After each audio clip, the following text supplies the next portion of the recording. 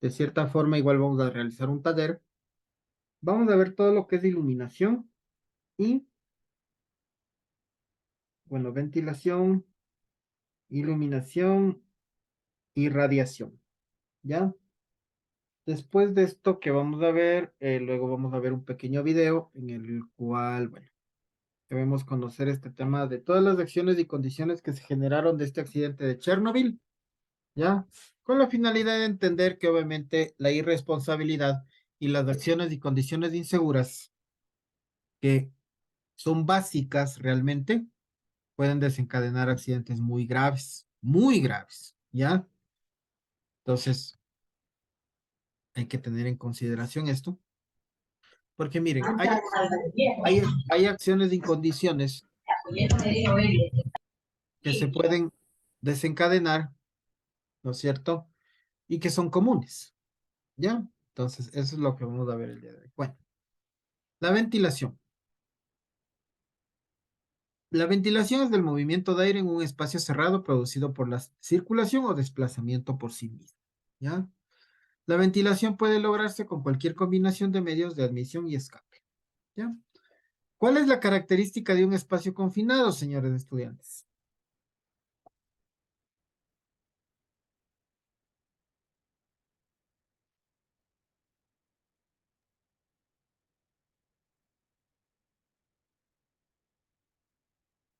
En el espacio confinado siempre encontramos una limitación de aire y baja concentración de oxígeno. Ya, perfecto, ¿no es cierto? ¿Qué más?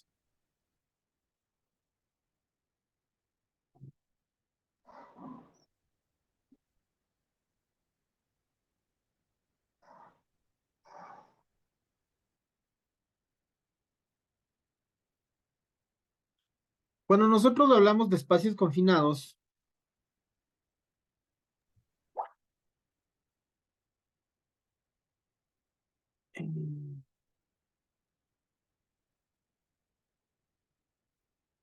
Una salida y una entrada que son limitadas, son restringidas.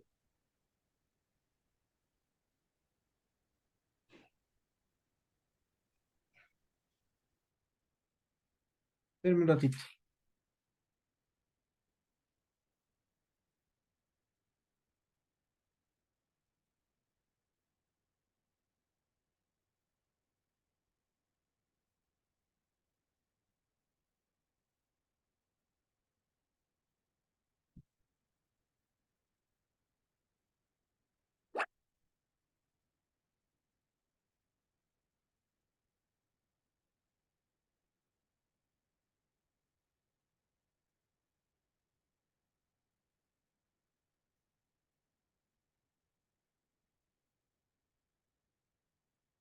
Listo.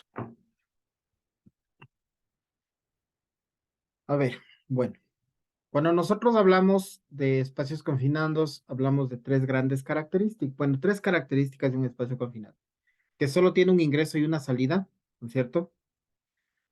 Que no es adaptable para un trabajo habitual, ¿ya? Y que no tiene ventilación, ¿ya? Esas son las tres características de un espacio confinado, ¿ya? Porque un espacio confinado puede ser un tanque de combustible, ¿no es cierto? Un espacio confinado puede ser fosa, puede ser una alcantarilla, ¿no es cierto? Entonces, todas estas cosas, ¿ya? Cuando nosotros hablamos de ventilación, hablamos de ciertos efectos que ocurren dentro de nuestro organismo. Primero, disminución en el rendimiento personal del trabajador. Segundo, alteraciones respiratorias, dérmicas, oculares. Creación de un ambiente de trabajo incómodo. Disminución en la cantidad y la calidad de la producción y posible riesgo de intoxicaciones, porque por lo general, ¿no es cierto? Mi estimado Marco, le voy a hacer una pregunta. ¿Qué tipo de químicos podemos, o bueno, qué tipo de gases tóxicos podemos encontrar en un espacio confinado? O por ejemplo, en una alcantarilla, mi estimado Marco.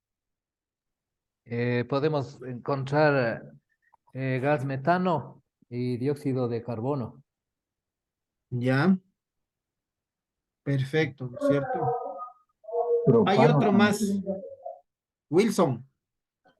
H2S o ácido sulfídrico Ese. también. El H2S, ¿ya? El H2S por lo general se hace de la combustión orgánica, ¿ya? De la combustión orgánica, de desechos orgánicos, ¿ya?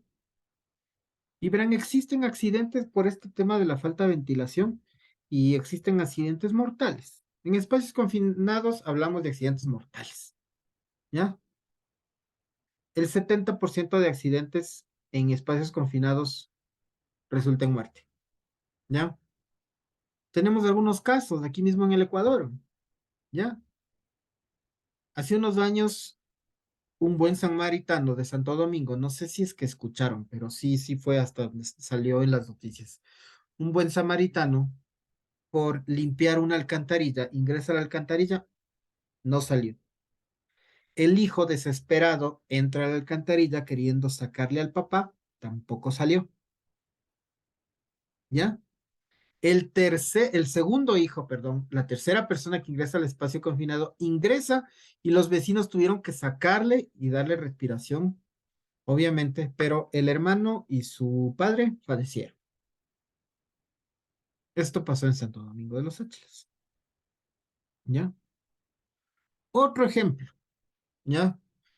En el lugar donde yo Pero trabajaba, ahí haber algún tipo de contaminación, algún tipo de gas que le provocó la muerte, o es por la asfixia o el exactamente, desconocimiento. no, o sea, primero desconocimiento, porque usted no puede ingresar nunca a un espacio confinado, o sea, y nunca puede ingresar ni a una alcantarilla ni nada por el estilo por usted, por querer ingresar.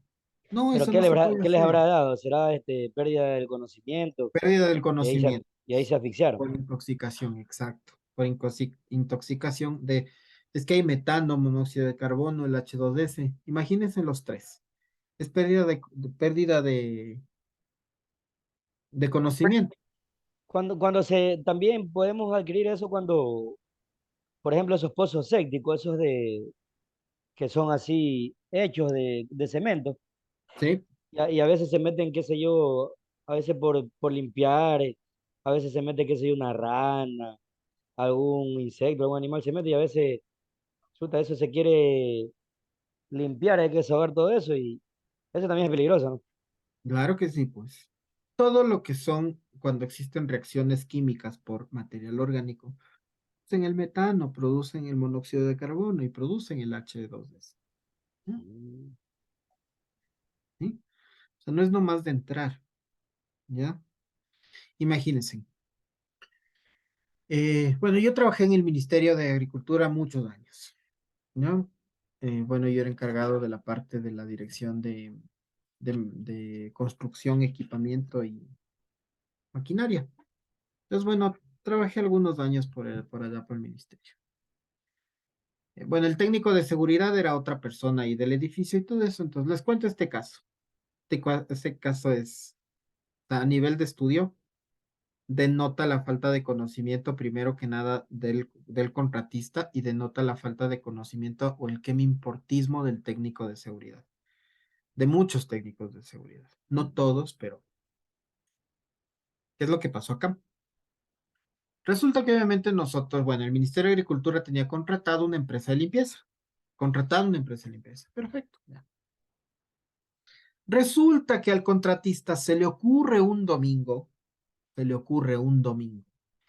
ir a limpiar la cisterna, ir a limpiar la cisterna.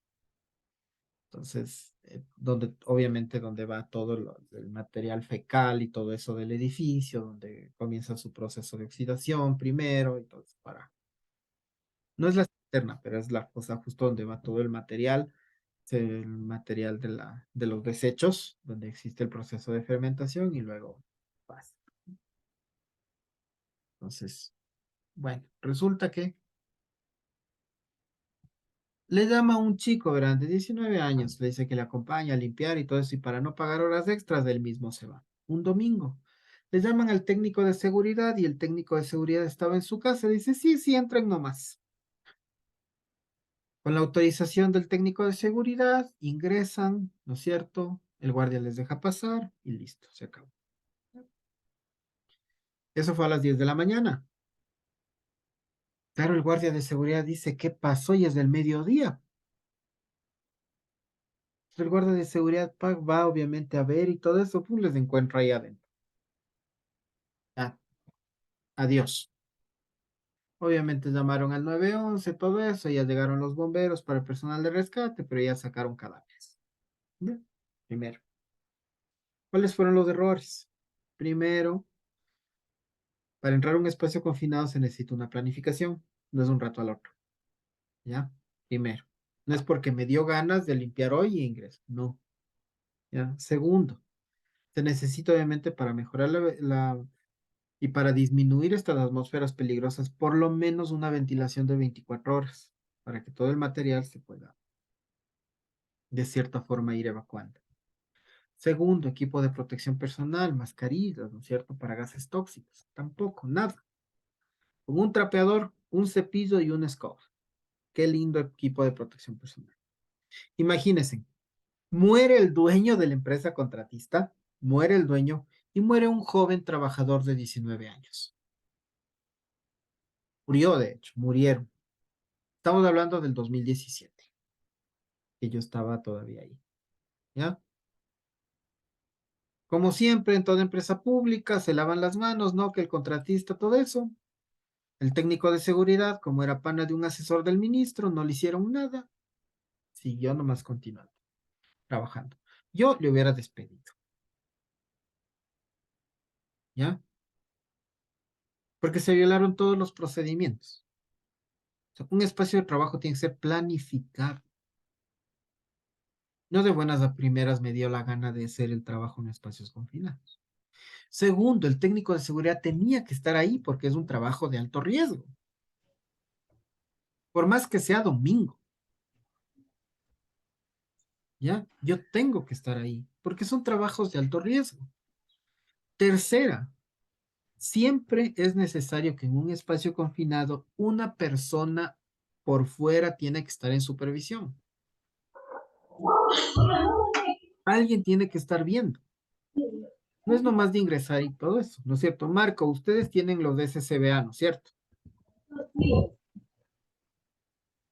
Sí, bueno, nosotros cuando entramos a espacios confinados, primero se ingresa cilindros de aire Ujú, para inyectar oxígeno a la atmósfera.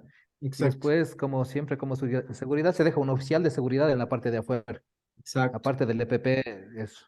de la parte del EPP, ¿no es cierto? Entonces no es nomás de Ajá. ingresar por ingresar. Y yo les digo a todos que no es nomás de ingresar, o sea, tengo alumnos obviamente de validación, tengo alumnos de regular, y en este tema hay que ser muy claro. Los espacios confinados son espacios muy peligrosos, ¿ya?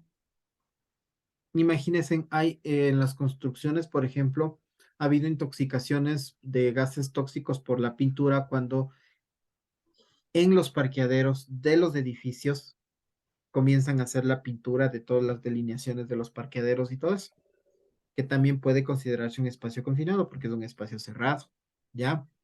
Y cuando están recién en construcción, también existe riesgo por intoxicación química, ¿ya? Entonces, todo eso hay que tener en claro, ¿ya? Vamos con la iluminación. A ver, esta parte es facilita, tenemos dos tipos de iluminación de cajón, ¿ya? La natural y la artificial. ¿Cuál es la mejor? La natural. ¿Por qué? Porque obviamente nuestro sistema ocular está evolucionado para la luz. Entonces nosotros vemos mejor, tenemos menos agotamiento visual en la mañana por la iluminación natural. En la noche sí va a ser un poco más complicado. ¿Por qué? Porque todas estas fuentes de iluminación tenemos que nos da, o bueno, de cierta forma nos da agotamiento, ¿ya? La iluminación es uno de los factores ambientales de carácter microclimático, que tiene como principal finalidad el facilitar la visualización de las cosas. Eso es todo lo que, ¿ya? Tenemos la iluminación natural, como ya les decía, y la iluminación artificial, ¿ya? Obviamente la iluminación natural va a tener mayor ventaja, siempre. Pues. Primero es barata. No, es barata, es gratis, ¿ya? Primero que nada. Segundo, obviamente, nuestro sistema ocular está acostumbrado a la luz por caracteres evolutivos. ¿ya? Los beneficios de la iluminación artificial, en cambio, que obviamente nosotros podemos controlar el nivel de iluminación y el enfoque de la iluminación. Por ejemplo, para trabajos en hospitales, pónganse en cirugías, para un trabajo de un relojero, para trabajos de soldador por punto. Existen ciertas características y cierto nivel de iluminación que es requerido. ¿Por qué? Por la especificidad de la tarea. ¿Ya? No va a ser lo mismo tener una iluminación en una oficina que obviamente tener una iluminación en una clínica o en un quirófano. ¿Ya? Entonces eso debemos tener en claro. Los efectos de la salud, primero que nada, imagínense, por las pantallas de visualización nomás. ¿Ya?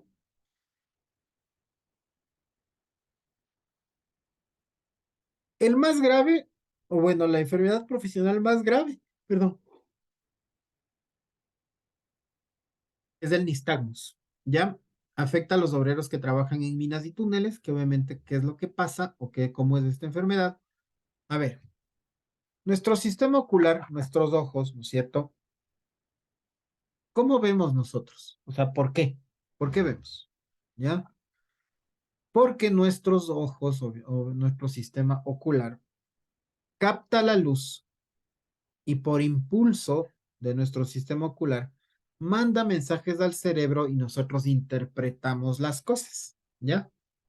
¿Qué es lo que pasa con el nistagmus? Cuando se tiene deficiencia de luz, el ojo comienza obviamente a desesperarse por captar luz, ¿ya? Y ahí es cuando viene esta enfermedad profesional que da, obviamente, que es un movimiento involuntario de los ojos, ¿ya? ¿Tenemos nistagmus todavía? Lo tenemos. Parecería que no. Wilson, una pregunta. O bueno, para las personas que han trabajado en minería, ¿han visto este padecimiento o han conocido este padecimiento? Eh, sí, Inge. Normalmente, bueno, en mi caso, yo, cuando realizan los trabajadores o han realizado por años, eh, son los samblasteadores. El sandblasting es más o menos que realizan como lijar con presión, con granalla, que es un mineral, Ujú. lijar los tanques, ¿no? Los tanques, las tuberías. Entonces, normalmente las personas ya con el pasar de los años, como ellos trabajan en partes oscuras, además que utilizan las escafandras y todo, entonces hemos visto en tres samblasteadores que ha ocurrido el nistagmus.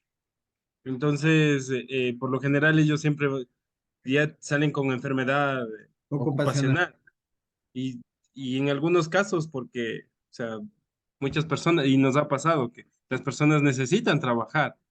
Entonces, hoy en día lo que hacen las empresas, porque igual muchas personas dicen, no importa, yo sigo trabajando bajo mi responsabilidad, entonces sacan un certificado médico que es bajo responsabilidad, y si es que algo les pasa, es responsabilidad de ellos. Lo que nosotros hacemos en la mayoría es que de una u otra manera ellos tienen que seguir un tratamiento y que nos presenten ese certificado, porque si no, no pueden trabajar. O sea, no hemos permitido que hagan eso.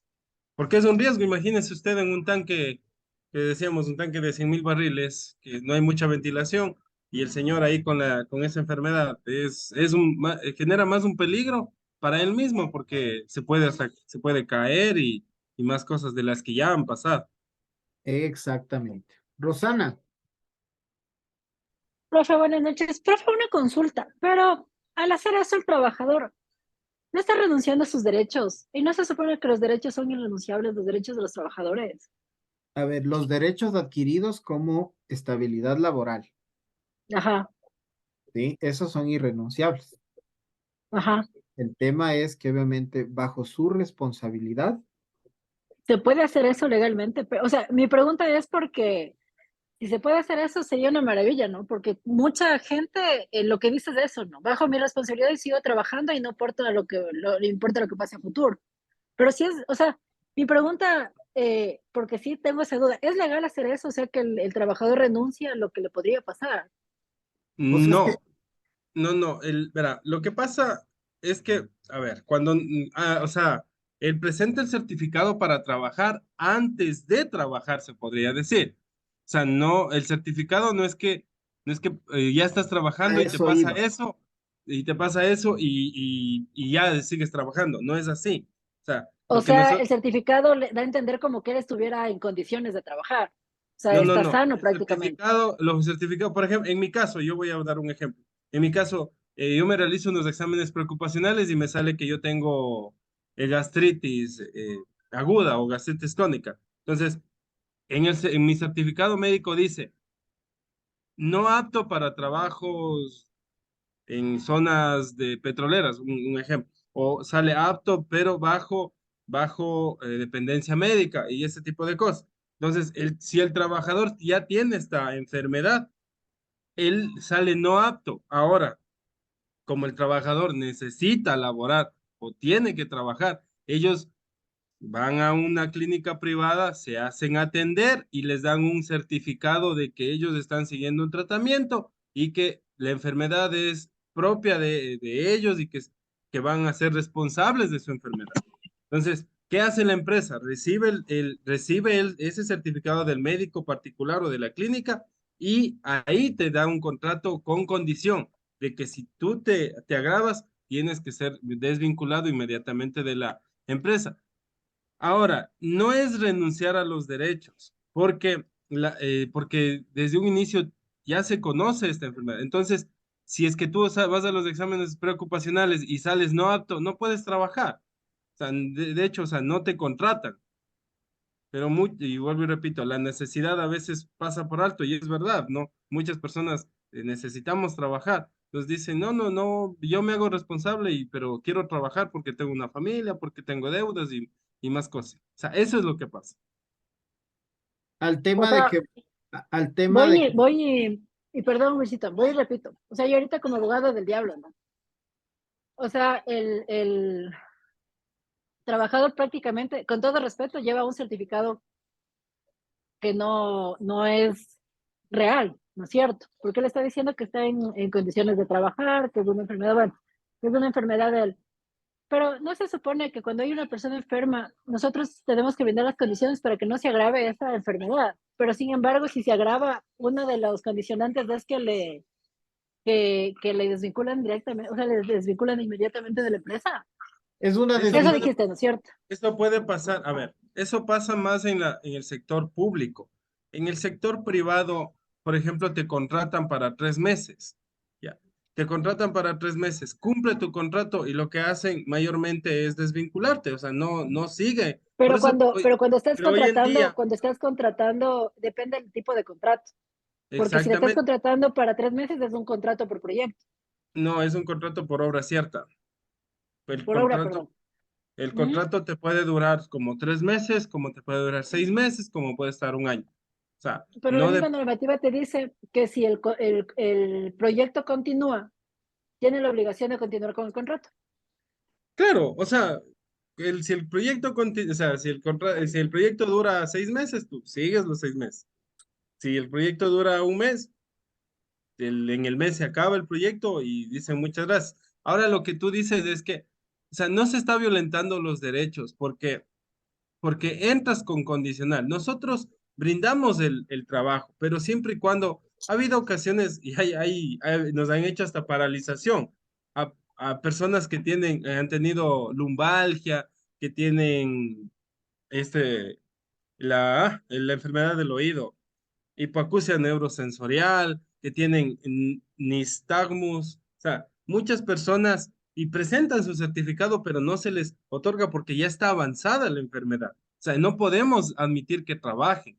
Entonces nos hacen paralizaciones, nos dicen, es que yo quiero trabajar y quiero trabajar. O sea, ahí viene también la conciencia de la persona, ¿no? O sea, si es que realmente quiere trabajar, nosotros, o sea, saben el cargo que al cargo que aplican, porque tienes una lista de que tienes un esmerilador, sambleteador, tienes un soldador API, un soldador FK, o sea, tienes ayudante de albañilería, o sea, aplicas todo lo que dicen y no, y porque quieren trabajar en ensamblador porque gana más, pues aplican allá que toda su vida han trabajado, que ya ha tenido esto, y entonces ahí viene el problema el riesgo psicosocial de que empieza a afectar a todos, ¿no? Porque si hay paralización, pues todos nos quedamos sin trabajo, ¿qué es lo que está pasando ahora?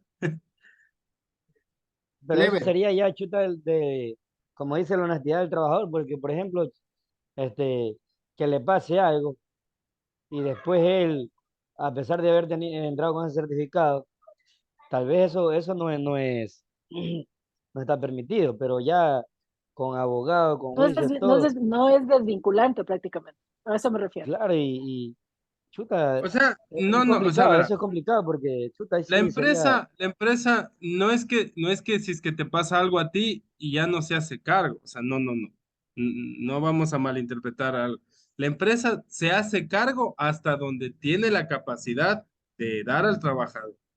a ver, Pero si es que, señores, ya, listo. Perdón, profe, pero sí, no ahí voy. sabemos, no sabemos, no sabemos emocionar con estos temas. Perdón, profe. No, tranquilos, ahí voy con esto.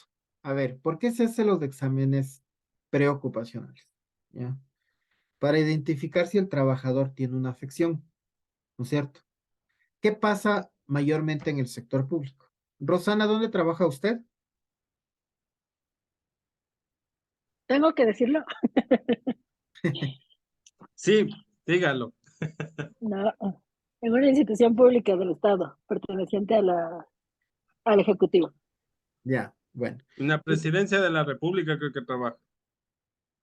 yo trabajo, bueno, verá, Rosana, yo trabajé 7 años en el sector público también, en el Ministerio de Agricultura como tal, ¿ya? Ahí teníamos muchos problemas, ¿sí? ¿Por qué? Porque cuando se ingresaba personal, ¿ya? No habían estos exámenes preocupacionales, ¿ya? Y de hecho, cuando tú sales, solo es un chequeo, ¿ya? Es un chequeo con un checklist, listo, que te hacen unas preguntas para de contar. La revisión médica que te dice, ¿ya?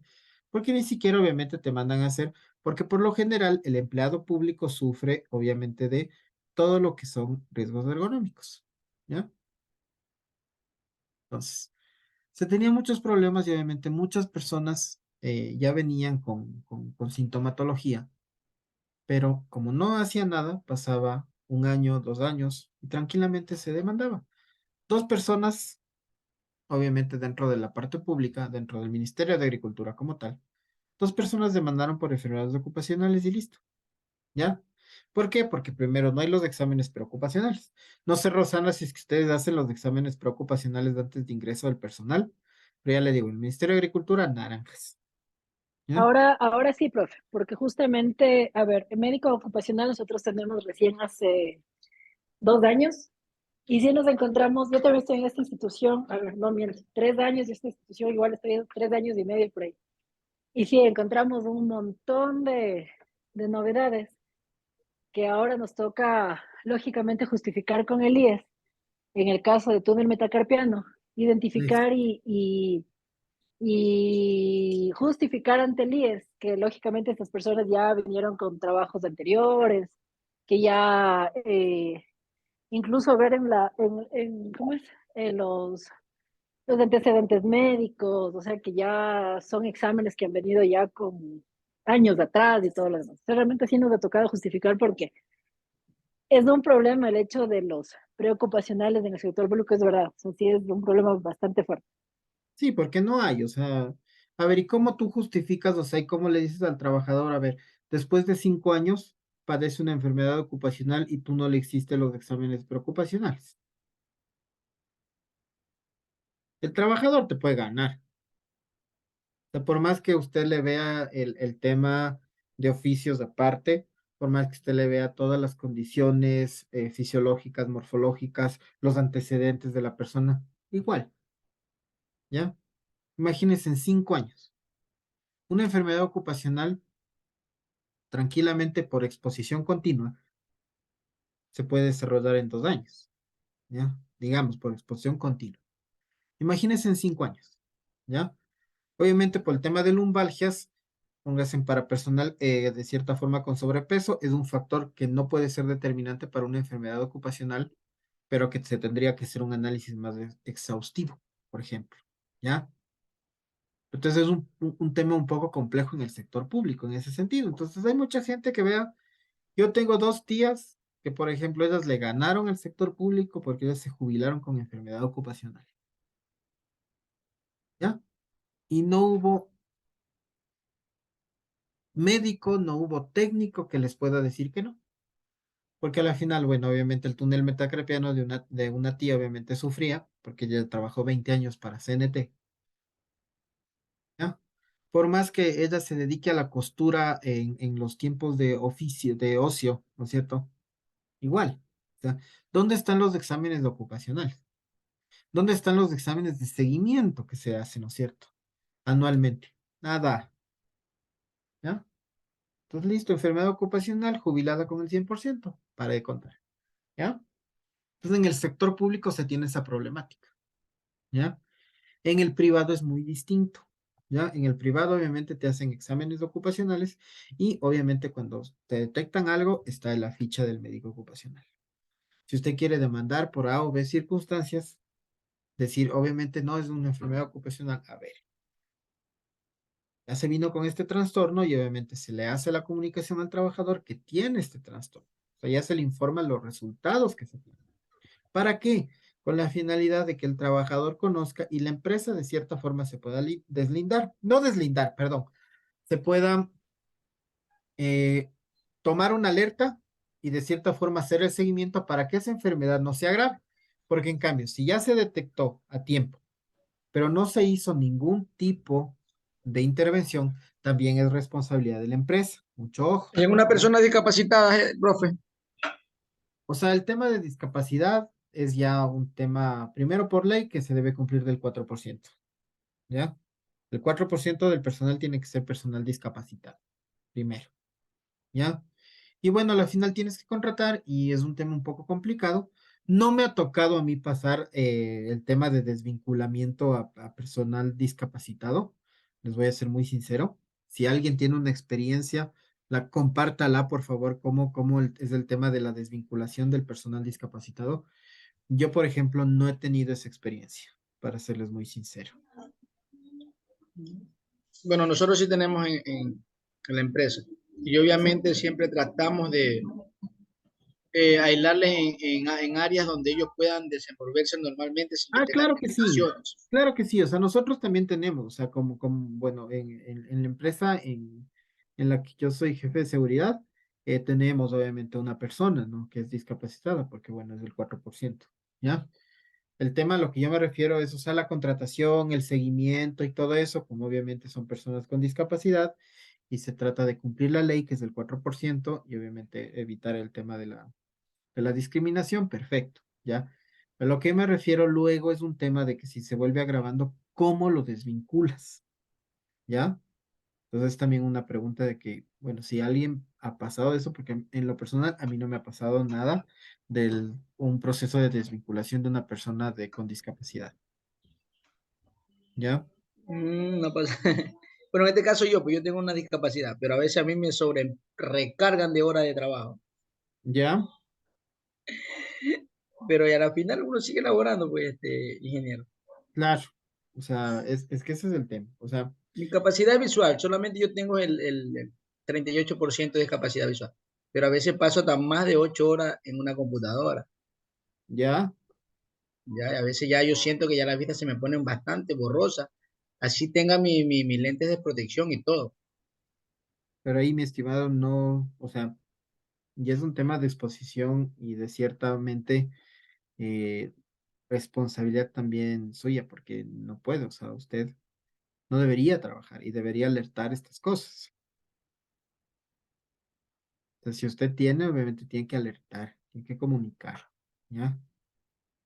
Porque luego vienen y dice, claro, nadie le ha dicho que trabaje más de 8 horas, ¿no? Entonces, ahí es un poco complicado, Alexander, ¿ya? Entonces, bueno, vamos. Ahora sí. ¿Cuál es la unidad de medida de la luz?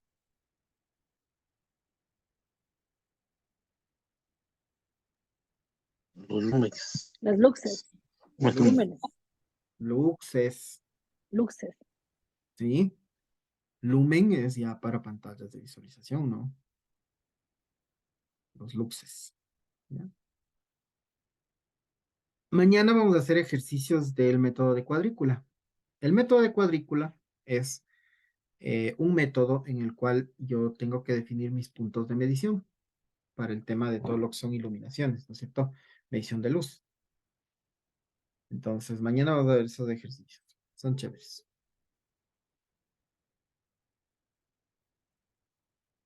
Bueno, en esta parte de la luz tenemos algunos, ¿sí? El iluminómetro, el reflectómetro, el medidor de brillo, por ejemplo. El medidor de brillo es para pantallas de visualización o para superficies en el cual existe baldosa o en el cual, por ejemplo, existen camales metropolitanos que tienen baldosa en el piso. ¿Qué es lo que pasa? Por la luz se genera el brillo. Y el brillo es un factor encandilante y de desconcentración para nuestro sistema visual que puede generar accidentes. ¿Ya? Por ahí estaba, no creo que se ha conectado. Yuri, Yuri, ahí está Yuri.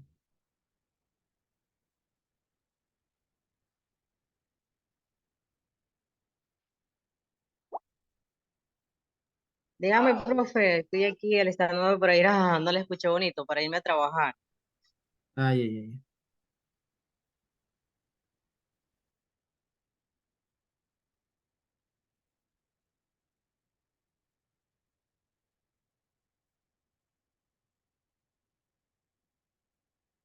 Espérenme un ratito.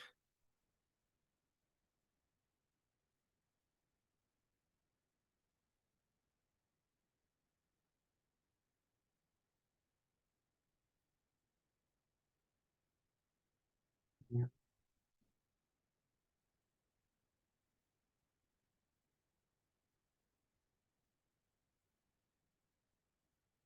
un ratito. Ya, perdón, chicos.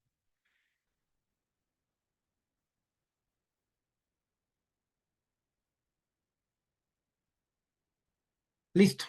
Eh, ya. Cuando hablamos de radiación tenemos dos tipos de radiaciones, ionizante y no ionizante. ¿Ya? La radiación ionizante son radiaciones que en contacto con el organismo humano pueden causar daños a las células. Y las no ionizantes obviamente no alteran las células del cuerpo. Tenemos el caso de Luis también, que bueno, es responsable de la parte radiológica. Entonces, él nos puede obviamente dar fe de que existen radiaciones ionizantes que afectan al cuerpo, ¿no es cierto? Por el tiempo de exposición, ¿no es cierto? Por el tipo de blindaje y por la distancia de exposición. Existen esas tres tipos de características. Entonces, tenemos radiaciones ionizantes, que son obviamente los rayos X, gamma, cósmica, y las radiaciones no ionizantes, que tenemos la ultravioleta, luz visible, infrarrojo, microondas y de radio. ¿Ya? El espectro electromagnético en la radiación ionizante tenemos que es de alta frecuencia y en la radiación no ionizante baja frecuencia. Factor de riesgo y principales fuentes, ¿no es cierto? Entonces tenemos las radiaciones visibles, que son el sol, lámparas incandescentes, arcos de soldadura, y las radiaciones infrarrojas tenemos sol, superficies muy calientes y llamas, microondas y todo eso, ¿ya? Las técnicas de protección para la radiación, obviamente, tenemos tres características, ¿no es cierto? O técnicas. El tiempo, el blindaje y la distancia, ¿no es cierto? A mayor tiempo de exposición, obviamente mayor dosificación de radiación recibida, por lo general a mayor riesgo de sufrir efectos adversos. Siempre es directamente proporcional en el tiempo.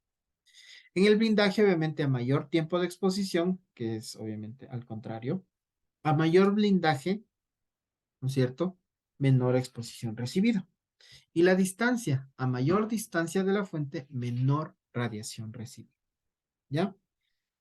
Existen profesiones que obviamente están expuestos a este tipo de riesgos, ¿no? Obviamente los cirujanos, los especialistas en radiología, los veterinarios, los odontólogos, ¿no? Pero miren qué tan importante es esto. O sea, imagínense, hoy por hoy, con todo lo que tenemos, obviamente con toda la tecnología que se tiene, todavía tenemos problemas con exposición a radiación, como hablaba nuestro querido compañero Luis Aguirre. ¿Verdad, Luis? Así es, ingeniero, buenas noches. ¿Ya? Imagínate, con todo lo que tenemos y trabajando con los profesionales que tenemos, todavía tenemos exposición a este tipo de radiaciones. ¿Ya? Pero ya no es un tema de equipo de protección personal, ya es un tema que son acciones inseguras y que son factores personales. O sea, uno en la cabeza obviamente dice, no, pues imagínense, es un médico, entonces él sabe, pues es una persona estudiada, obviamente que sabe de los efectos de esto. Pero mire, ¿ya? No son factores personales, o sea, y llevando más allá el tema y la discusión, y no me dejarán mentir, a veces también el tema de la prevención como tal, el tema de la prevención de riesgos, se choca mucho con el tema cultural, ¿ya? En el Ecuador tenemos ese factor cultural que todavía nos da una barrera, o sea, tenemos esa barrera cultural para lograr una mayor prevención, ¿ya? Porque hay profesor sasas, hay ingenierazos, hay profesionalicísimos, pero en el tema de prevención de riesgos, ¿sí? A veces son más inconscientes que un trabajador bachiller. ¿Y por qué? ¿Quién me puede decir el porqué de esto?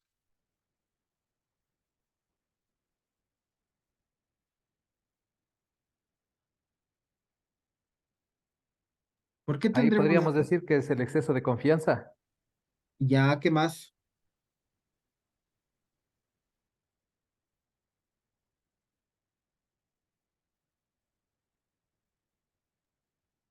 Puede ser por lo que emite mismo la radiación No, no, o no, la, no. la ¿Por qué? energía. No, no, no. Andrés, no, ni siquiera me escuchó lo que le pregunté. ¿Por qué todavía tenemos esta barrera cultural y en profesionales mismo, en profesionales de tercer nivel, tenemos hasta cierta indisposición por el tema de seguridad y prevención de riesgos? ¿Por qué será Rosana o Wilson?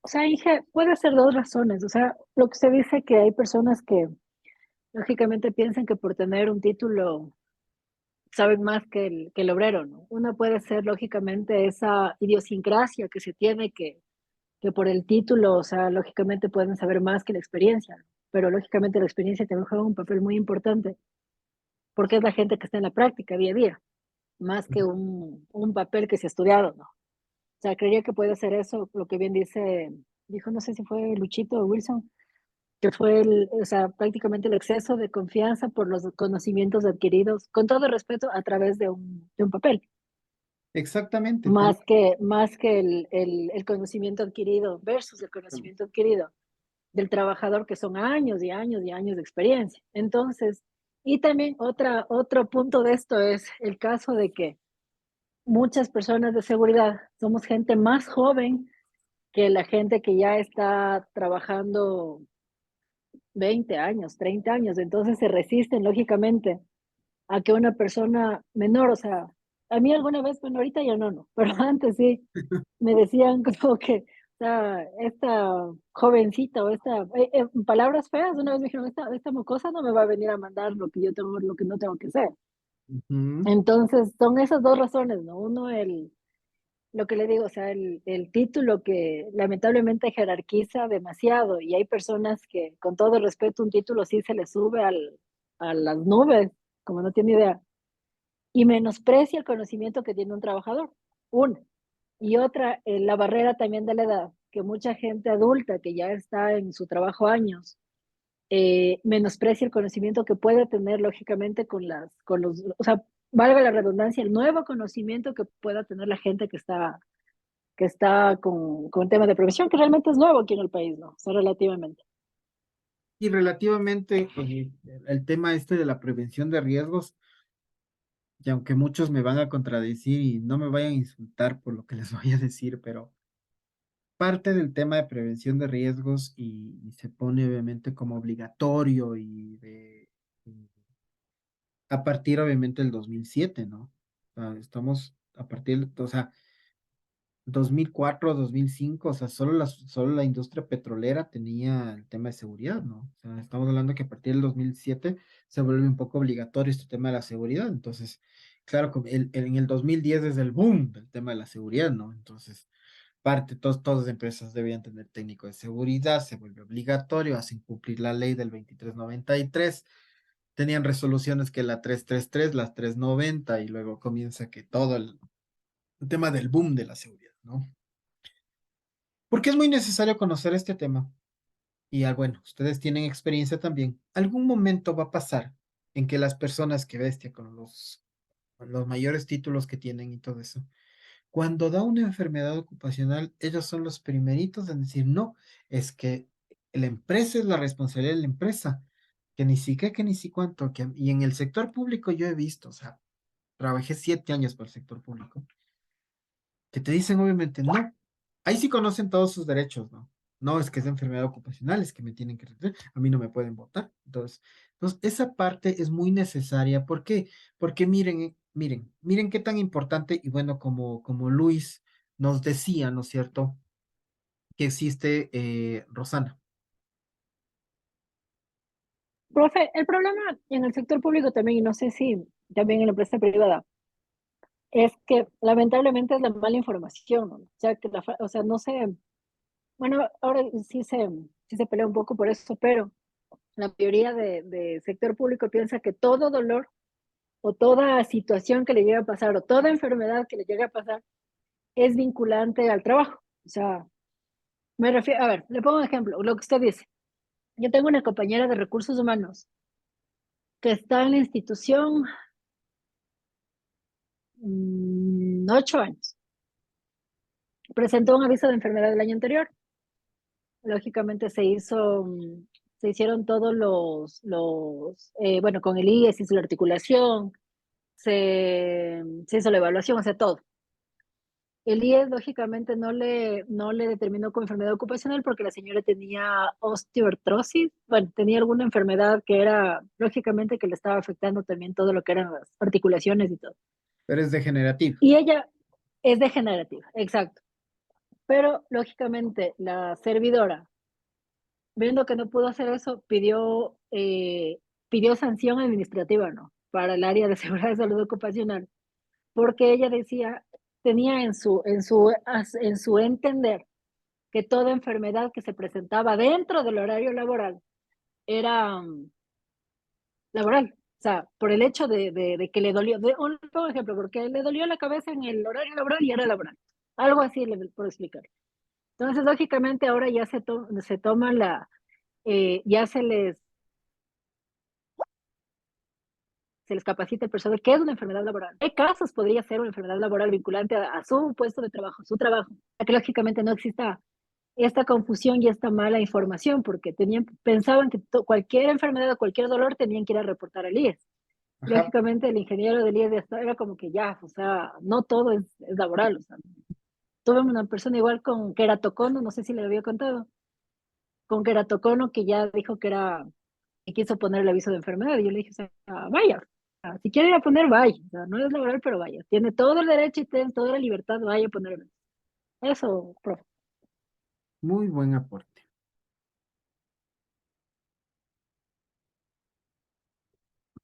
Vamos.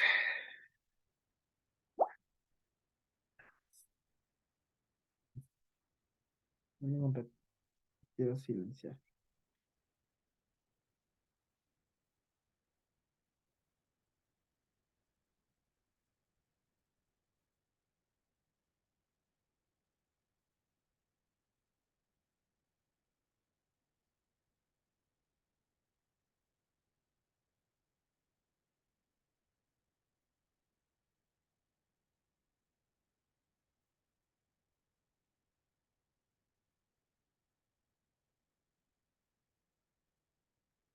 Ya. Listo. Sí, muchas gracias, Rosana. Mil disculpas. Sí, muy buen aporte. Cuando nosotros obviamente, y bueno, ya enfocándonos en este tema, ¿qué horas son? 8:18, ya, chévere. Con esto finalizo para irnos al break y luego regresamos como que de cierta forma necesito que contextualicen eh, que se contextualicen que hay cierto tipo de acciones y condiciones, factores del trabajo y factores personales que pueden influir en un accidente laboral, ¿ya? Entonces, con esto termino. Cuando nosotros hablamos de radiación, obviamente los ROTS, que son la unidad de medida, eh, el tiempo de exposición, el tipo de blindaje y la distancia, obviamente, de la fuente, son factores, o bueno, son variables, perdón, importantísimas, ¿sí? Porque es importante que nosotros sepamos este tipo de cosas. Y como técnicos de seguridad, ¿no? Obviamente sabemos el tipo de radiación. En no muchos puestos de trabajo tenemos exposición a radiación, ¿no es cierto? Póngase Luis, es un ejemplo, uno de los ejemplos que son puestos muy, no escasos, pero específicos, obviamente que tiene este tema, ¿cierto? Pues, pero es muy necesario que todos los conozcamos, ¿no? Y Luis tiene también esta problemática que existe que profesionales de cierta forma incumplen este procedimiento y exponen al resto. Entonces, miren, son acciones inseguras y son factores personales, ¿ya? Que da esta exposición. Entonces, es muy necesario conocer, ¿ya? Quienes tienen exposición ocupacional, auxiliares y técnicos rayos X, auxiliares de odontología, como ya les dije, radiólogos, auxiliares personal de enfermería, mineros y uranio. Unidades de medida tenemos el RED, el REM, el RAD, el REP, el ROTGEN, el CURI, ¿no es cierto? El ROTGEN se utiliza para todo lo que son, bueno, de cierta forma para el uranio, ¿ya? Todo eso, ¿ya? Listo, bueno, este tipo de equipos de protección personal que se utiliza y con eso hemos finalizado. ¿Qué vamos a ver? Bueno, vibración. Vamos a ver un capítulo el día de mañana de vibración en específico. ¿Por qué?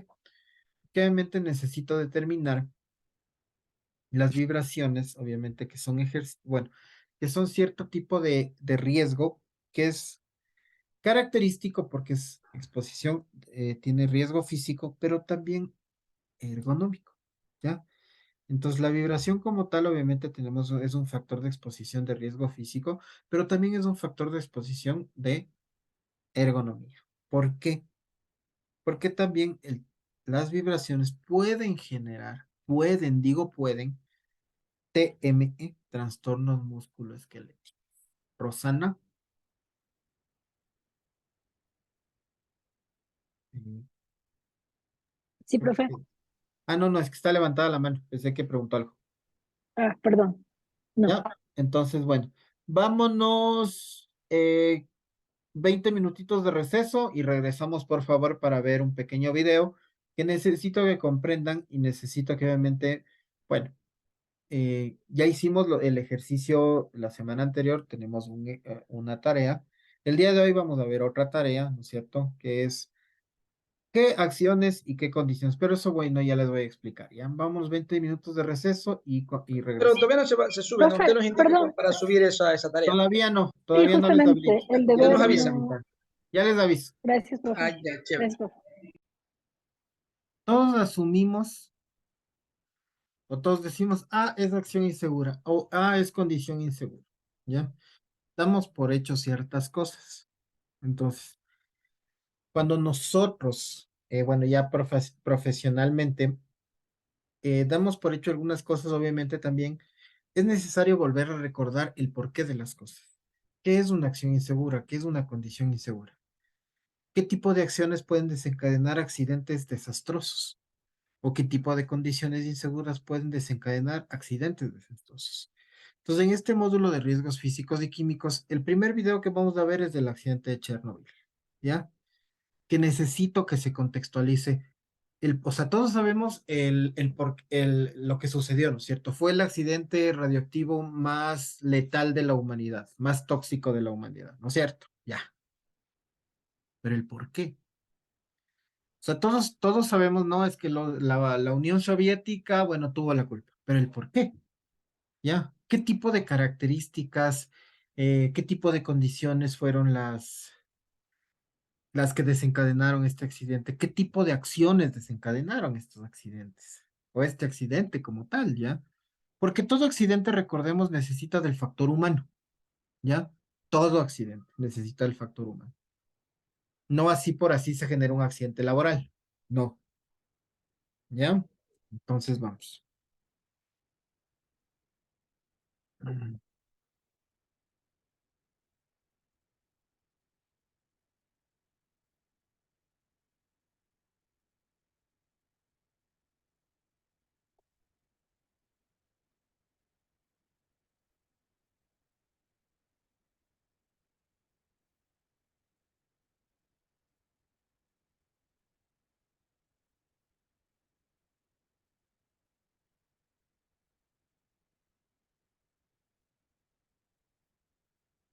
Veamos si es que nos da el de la calidad. Uh,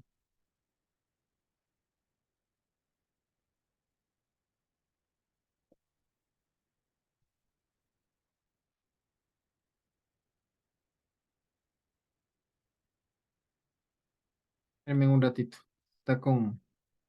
No está tan buena la calidad de la imagen.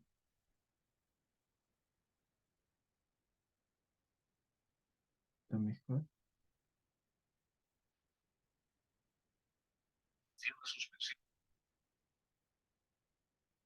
No, no, no, esta no es.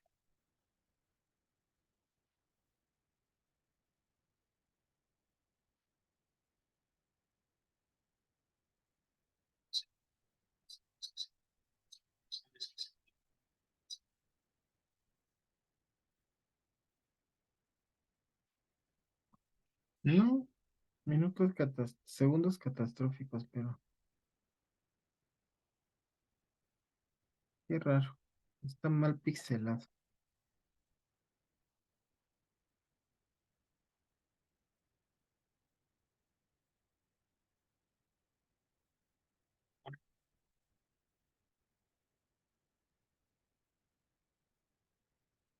Vamos.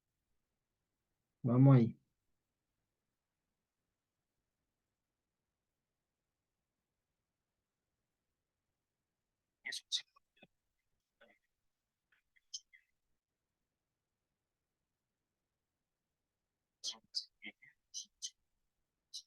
De la nube tóxica que se extiende hasta Asia y Estados Unidos.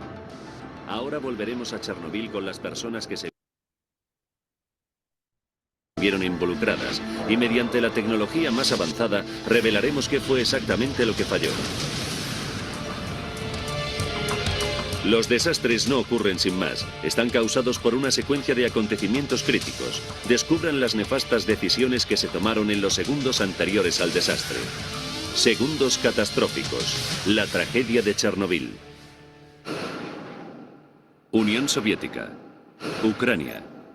Chernobyl. El 25 de abril de 1986 el primer ministro Mikhail Gorbachev solo lleva un año en el poder. El comunismo y la democracia occidental continúan enfrentados. La Unión Soviética necesita una fuente de energía barata. La respuesta es la energía nuclear. Los más de 2 millones de habitantes de Kiev, la ciudad más grande de Ucrania, reciben su suministro eléctrico de una central nuclear gestionada por el Estado que se llama Chernobyl. Está situada a 104 kilómetros de la ciudad y es un símbolo del poder industrial y tecnológico de la Unión Soviética. Los científicos nucleares soviéticos la consideran la florinata de las centrales nucleares del país. Boris Stolyarchuk está a cargo de las bombas de agua que enfrían el reactor. Esta noche cada movimiento suyo puede marcar la diferencia entre la vida y la muerte. Entonces era joven y me encantaba mi trabajo. Estaba orgulloso de poder manejar un equipo único y participar en la operación de unas máquinas tan potentes. En esa fatídica noche, Yuri Kornev, de 29 años, está a cargo de las inmensas turbinas que generan la electricidad. Trabajar en Chernobyl ha sido su sueño desde que se graduó. Era un trabajo muy interesante. Y el salario estaba bien. Chernobyl tiene 4 reactores que operan al mismo tiempo. El reactor número 4 es el más nuevo, solo tiene 3 años de antigüedad. Los reactores funcionan como máquinas de vapor gigantescas. Sus barras de uranio calientan el agua. El vapor que producen impulsa las turbinas y así es como generan electricidad. Cuando todo marcha bien, las ventajas son enormes. Un solo kilo de uranio produce la misma cantidad de energía que 3 millones de kilos de carbón.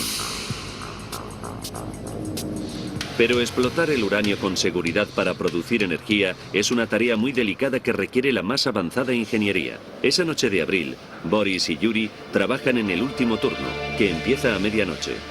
Los dos son relativamente jóvenes para trabajar en un medio tan complejo. Sin embargo, los dos están sobradamente cualificados. Llegan media hora antes.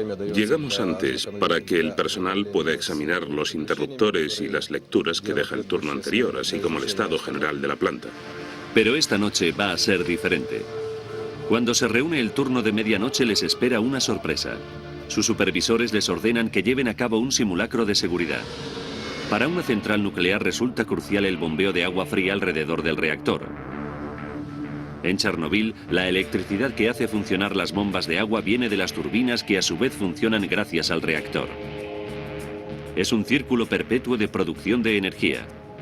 Pero si algo marcha mal, podría ocasionar un desastre nuclear. El objetivo del simulacro de esta noche es descubrir si la central puede seguir funcionando hasta que los generadores de repuesto se pongan en marcha en caso de emergencia. Los intentos anteriores para culminar esta prueba no han sido satisfactorios.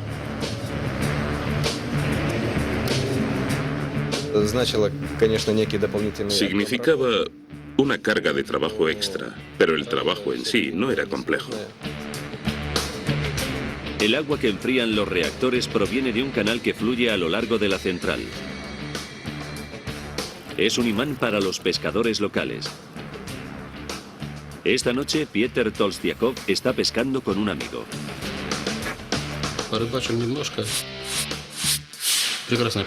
Se nos ocurrió salir a pescar un rato. Hacía un tiempo magnífico y pescamos bastante. Tolstiakov se encuentra en un mirador privilegiado sobre el reactor número 4. Es medianoche. Comienza el turno de noche. Yuri Kornev se dirige a la sala de turbinas. Examiné la turbina y estudié las lecturas. Nos tomamos una taza de té y esperamos a que nos dieran la orden de comienzo del simulacro. Boris Stoliarchuk está en la sala de control, a unos 300 metros del reactor. Se le une Leonid Toptunov, de 27 años, que maneja el reactor. Boris y él no lo saben, pero están a punto de comenzar una tarea muy compleja.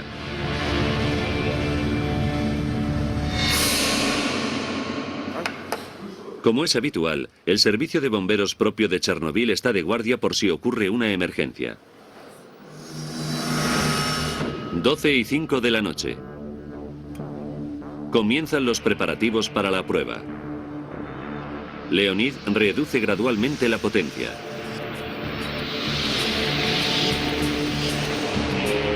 Durante los siguientes 20 minutos, todo sucede como estaba previsto. Pero justo 3 minutos después, se produce un fallo. Por algún motivo, los niveles de potencia del reactor se hunden.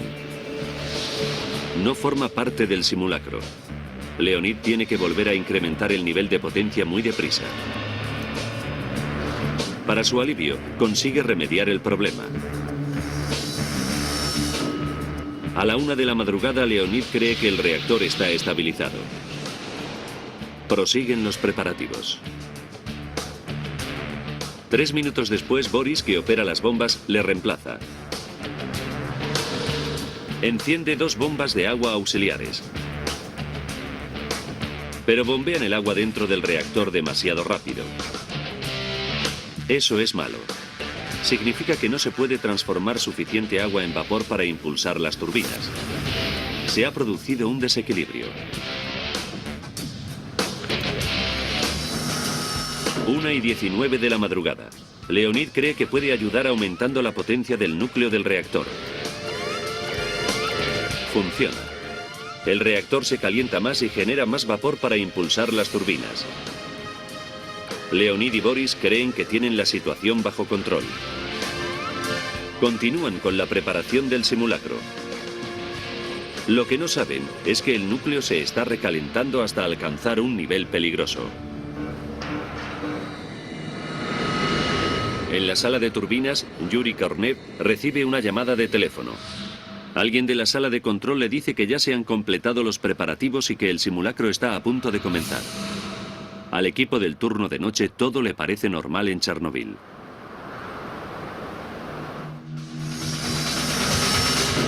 – 1:23 de la madrugada. Un operador apaga sus turbinas como estaba planeado. Es el comienzo del simulacro que llevan preparando desde el principio de su turno. Pero cuando Leonid examina el monitor, descubre que la temperatura se ha disparado. La presión de las cabezas del reactor es crítica. Saltan las alarmas de advertencia de la sala de control. Leonid y Boris se dan cuenta de que tienen un problema. Pero lo que no saben es que disponen de tan solo unos segundos para impedir un desastre nuclear catastrófico.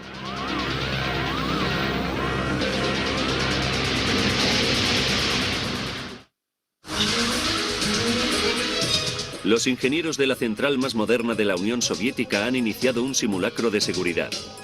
Pero desde el principio han surgido problemas y ahora parece ocurrir algo muy grave. Los jóvenes que trabajan en el turno de noche luchan para evitar un importante accidente nuclear. 1:23 de la madrugada. El hombre a cargo del reactor, Leonid Toptunov, toma medidas dramáticas. Aprieta el botón de apagado de emergencia del reactor. Pero el reactor no se apaga. Y lo que es peor, el calor del reactor se incrementa todavía más y alcanza un nivel 100 veces superior al normal. Y se produce lo inimaginable. El calor extremo comienza a destruir el núcleo. Boris y Leonid se dan cuenta de que la situación se les ha escapado de las manos. Justo un minuto después explota el reactor número 4 de Chernobyl.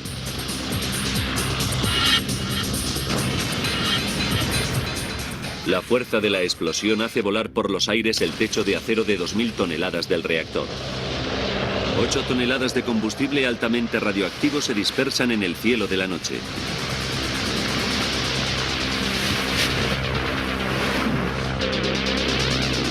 En la sala de turbinas, Yuri Kornev contempla el espectáculo sin poder creérselo.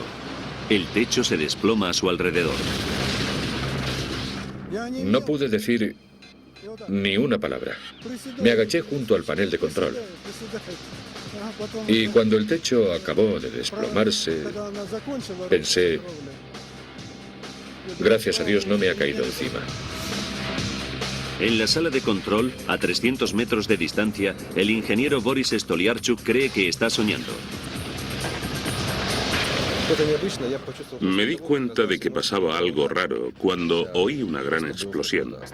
Me quedé petrificado. No supe cómo reaccionar. Fuera de Chernobyl, el pescador Pieter Tolstiakov se convierte en testigo presencial de la historia.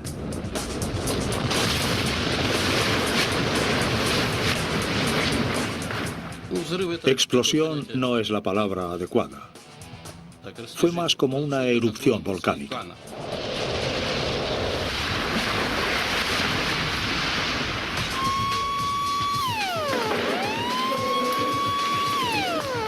Suena la alarma de la estación de bomberos de la central. 4 minutos después de la explosión, un primer grupo de 14 bomberos acude al lugar del siniestro.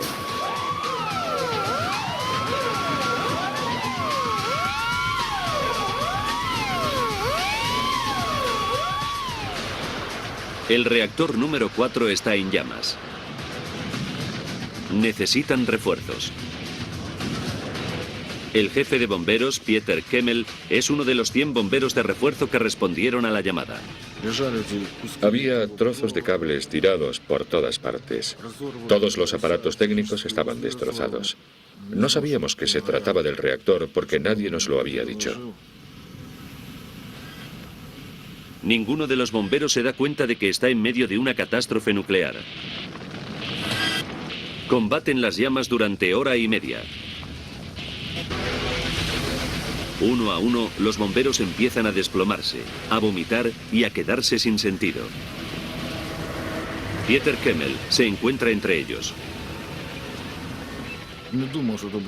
No pensamos que se trataba de un suceso peligroso a escala mundial.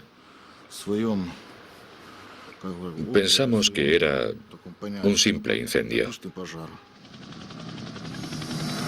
A las 5 de la madrugada ya se han extinguido las llamas. Pieter es trasladado en avión a un hospital de Moscú para recibir tratamiento. Sufre los efectos de la radiación. Pero por lo menos ha sobrevivido. De los 69 bomberos que intervienen en el incendio, 31 mueren por exposición directa a la radiación. Muchos otros sufren de síndrome de radiación grave. Tienen quemaduras térmicas y químicas, fallos cardíacos y daños en los pulmones y en el sistema inmunológico. Pero esto es solo el principio de la crisis. El reactor resquebrajado continúa emitiendo radiación letal. Pero las autoridades soviéticas reaccionan con el silencio. En la carrera entre la Unión Soviética y Occidente, el presidente Gorbachov intenta ocultar el desastre. La mayoría de los empleados de la central viven con sus familias en el pueblo de Pripyat, a 3 kilómetros de distancia. No tienen ni idea de que sus vidas corren peligro. Oksana Chavchenko tenía entonces 13 años. Esa noche su padre estaba trabajando en el reactor número 4. No volvió a casa por la mañana. Una vecina vino a ver a mi madre y le dijo que había pasado algo en la central y que todavía no había vuelto nadie. Su madre también trabajaba allí.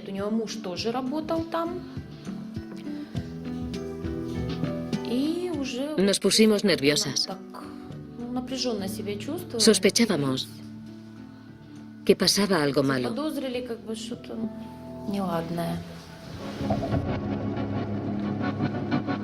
Esa noche seguía sin haber noticias del padre de Oksana. Mientras tanto, las autoridades inician unos preparativos de alto secreto para evacuar a toda la población de Pripyat, unas 50.000 personas.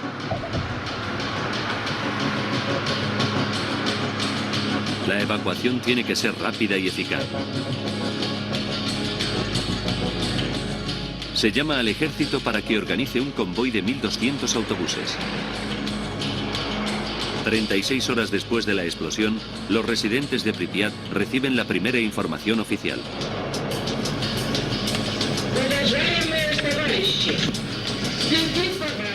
Atención, camaradas. Se ha producido una situación problemática en relación con la radioactividad de la central nuclear de Chernobyl.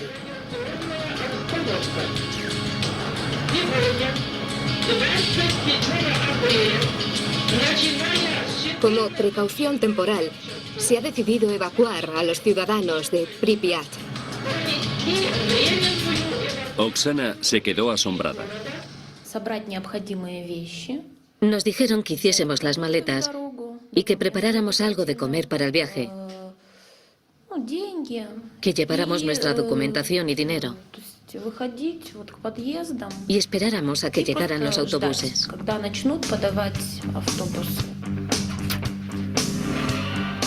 El padre de Oksana continúa desaparecido, pero su familia no tiene elección. Tienen que irse. Nadie sabe a dónde les van a conducir.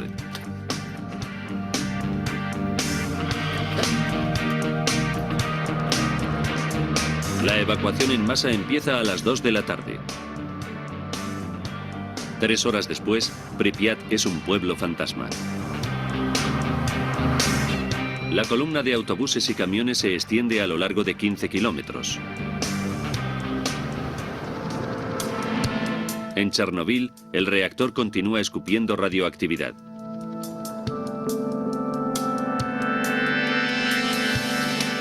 Las autoridades intentan impedir que se produzcan más vertidos radioactivos. Durante los 6 días siguientes, se sueltan dentro del reactor 1.800 cargas de helicóptero que suman un total de 5.000 toneladas de productos químicos para absorber la radioactividad. Pero pronto surge un plan mucho más peligroso.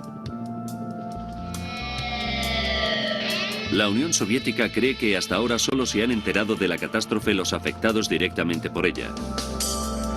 Pero estamos en la Guerra Fría y los satélites estadounidenses patrullan con regularidad sobre la Unión Soviética las 24 horas.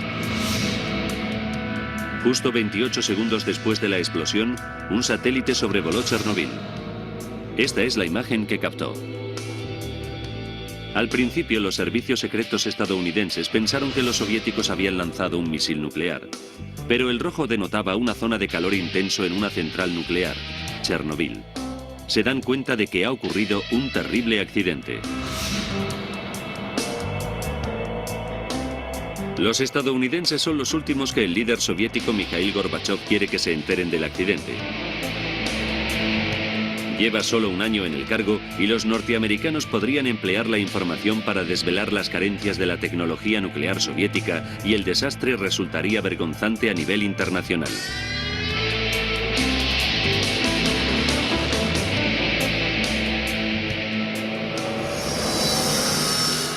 Seis y media de la mañana del 28 de abril.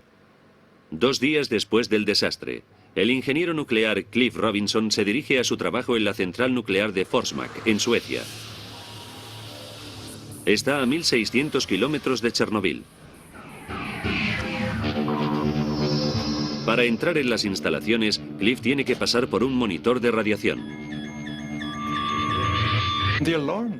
Saltó la alarma, lo que indicaba que yo estaba contaminado. Era muy raro porque no había estado en la zona radiactiva de la central nuclear. Cliff está sorprendido. Vuelve a pasar por el monitor de radiación y la alarma salta una y otra vez. Piensa que el aparato debe de haberse estropeado, pero después la máquina impide el acceso a otros empleados. Nadie podía pasar por el monitor porque la alarma saltaba sin parar. La radiación es invisible, pero Cliff adivina que son los zapatos de los empleados los que hacen saltar la alarma. Encendí uno de nuestros 4 detectores y empecé a tomar mediciones. El nivel de radiactividad era enorme. Cliff averigua que la radiación no proviene de su central nuclear de Forsmark. Mi opinión particular fue que alguien debía de haber hecho explotar un arma nuclear en algún sitio. Empieza la búsqueda para determinar dónde está la fuente de contaminación. Era un lunes normal que de pronto se volvió muy anormal. Más tarde, ese mismo día, los científicos suecos encuentran la fuente de la radiación. Proviene de la Unión Soviética. Exigen una explicación y la Unión Soviética cede ante la presión. Reconoce públicamente el accidente nuclear de Chernobyl. El desastre acapara la primera plana de todos los medios de comunicación del mundo. La prensa describe Chernobyl como un apocalipsis. Se ha producido un accidente en la central de energía atómica de Chernobyl. Uno de sus reactores atómicos ha sufrido daños. Dentro de la URSS, al contrario, el incidente se minimiza, escondido entre otras muchas noticias del día. Se han tomado medidas para eliminar las consecuencias. Las víctimas están recibiendo atención médica y se ha creado una comisión de investigación. Detrás de la noticia se oculta la verdad. El sueño nuclear soviético ha comenzado a desintegrarse. En toda Europa se detectan señales de radioactividad. 10 días después, la nube tóxica llega a Estados Unidos y Asia. Es una auténtica amenaza para otros países. Solo se tarda 84 minutos en destruir el reactor nuclear de Chernobyl. Ahora recapitularemos los acontecimientos del 26 de abril y nos centraremos en las acciones emprendidas por los ingenieros de la sala de control, cuyos supervisores les ordenaron que efectuaran un simulacro de seguridad. Con los datos del informe oficial y a través de una simulación de alta tecnología informática, nos hemos introducido donde no llega ninguna cámara, en el corazón ponzoñoso del lugar del siniestro, Chernobyl. Inmediatamente después de la explosión, las autoridades soviéticas enviaron a Chernobyl a sus mejores científicos. Para ellos, no se trataba de una investigación cualquiera. Para descubrir lo que había fallado, tienen que penetrar en el núcleo candente del reactor. El peligro de envenenamiento radioactivo es muy elevado. La investigación comienza por una serie de entrevistas. Alexander Agusov se encontraba justo fuera de la sala del reactor. La puerta se había salido de los goznes y estaba tirada en la esquina opuesta.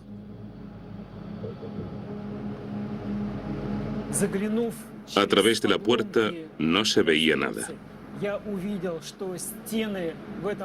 Miré por encima de los escombros y vi que la pared y el techo se habían desmoronado. Por las paredes rotas caía agua. Era un agua que brillaba. Los expertos occidentales llevaban mucho tiempo sospechando la inseguridad de los reactores soviéticos como el de Chernobyl. El físico británico Jim Al-Khalili ha estudiado los defectos del diseño de Chernobyl. Son muy inestables. Tienen un defecto de construcción que provoca que puedan calentarse mucho, muy deprisa. Los ejecutivos de la central conocían esos defectos de fabricación. Entonces, ¿cómo pudo producirse el desastre? Los investigadores acudieron al lugar de los hechos y reconstruyeron cuidadosamente lo que pasó esa noche. Enseguida centraron su atención en el simulacro de seguridad. La prueba debía haber tenido lugar durante el día, cuando se encontraban de servicio más ingenieros superiores. Pero apagar el reactor habría supuesto cortes en el suministro de electricidad de Kiev.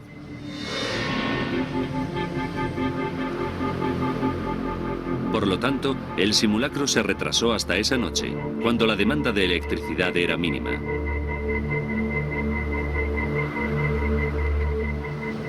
Pero entonces, todos los ingenieros superiores se habían ido a casa y solo quedaba un equipo de jóvenes a cargo del reactor número 4. Y la responsabilidad de llevar a cabo la prueba recayó sobre ellos.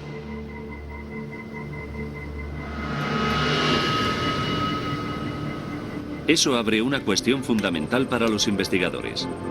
¿Se trató de un error humano o de un fallo de diseño del reactor? ¿Cómo se convirtió un simulacro de seguridad en el peor accidente nuclear de la historia?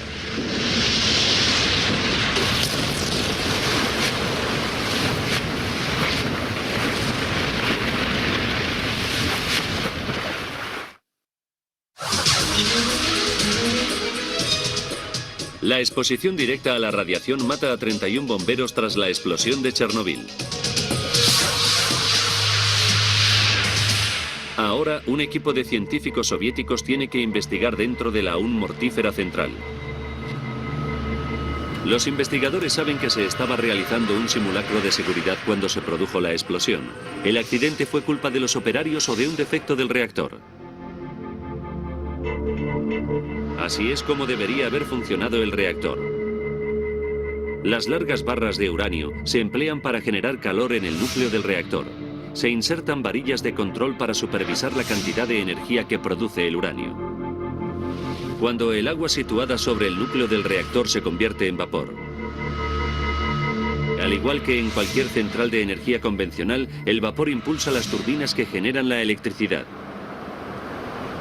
Chernobyl funciona con la misma energía eléctrica que genera. Los simulacros de seguridad se efectúan para asegurarse de que la planta sigue funcionando cuando se produce algún fallo electrónico. Por ejemplo, para ver si la central recibiría electricidad suficiente para controlar con seguridad la combustión de las barras de uranio si las turbinas se detuviesen. ¿Podrían proporcionar suficiente refrigeración las bombas de agua? En circunstancias normales, el reactor puede acelerarse o ralentizarse subiendo o bajando las varillas de control del núcleo. El agua que se bombea sobre el núcleo sirve para que no se recaliente, además de producir vapor para generar electricidad. Pero si las turbinas de la central no pudieran producir la electricidad que hace funcionar las cruciales bombas de agua, el reactor podría recalentarse rápida y peligrosamente. Por eso los científicos centraron su investigación en los actos de los operarios del turno de noche. La seguridad del reactor depende de un delicado equilibrio entre estos dos hombres. Juntos tienen que asegurarse de que haya siempre suficiente vapor para impulsar las turbinas y para que el núcleo del reactor no se recaliente. Aunque eran jóvenes, los dos tenían mucha experiencia. Entonces, ¿qué pudo pasar aquella noche fatídica? Nos encontramos a 1 hora y 19 minutos de la explosión. Leonid pone en marcha el núcleo del reactor. Al principio todo parece marchar bien. Las varillas de control del reactor regulan la cantidad de energía que produce el uranio. En el núcleo de un reactor, el vapor y por lo tanto la cantidad de energía generada se regula mediante varillas de control. Cuando las varillas de control se bajan hacia el núcleo, se produce menos energía y a su vez se produce menos vapor para impulsar las turbinas. Cuando se levantan las varillas de control, la energía del núcleo vuelve a incrementarse.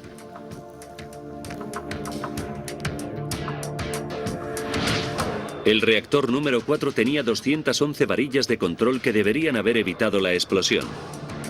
¿Por qué no funcionaron? Para prepararse para el simulacro, Leonid utilizó las varillas de control para reducir gradualmente la potencia. Pero los niveles de potencia se redujeron mucho demasiado pronto. Faltan 52 minutos para la explosión. Leonid tiene que elevar los niveles de potencia y lo hace levantando las varillas de control.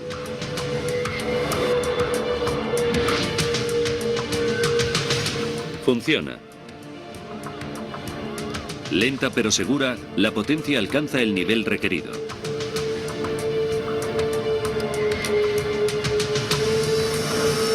Faltan 21 minutos. Boris continúa con los preparativos para el simulacro y altera el flujo del agua que rodea el núcleo del reactor. La idea es que las bombas principales, que son las que normalmente suministran el agua, se paren durante la simulación del corte de energía. Como medida de seguridad, Boris se asegura de que existe una fuente de suministro de agua alternativa. Planea utilizar 2 bombas de agua auxiliares que suministrarán agua de otras partes de la central al reactor 4. Cuando Boris enciende las bombas auxiliares, permite que entre demasiada agua, demasiado rápido, dentro del núcleo del reactor. El ritmo al que el agua fluye sobre las barras de uranio es vital, porque cuanto más rápido entra el agua, menos vapor se produce, y cuanto más lenta entra el agua, más vapor se produce.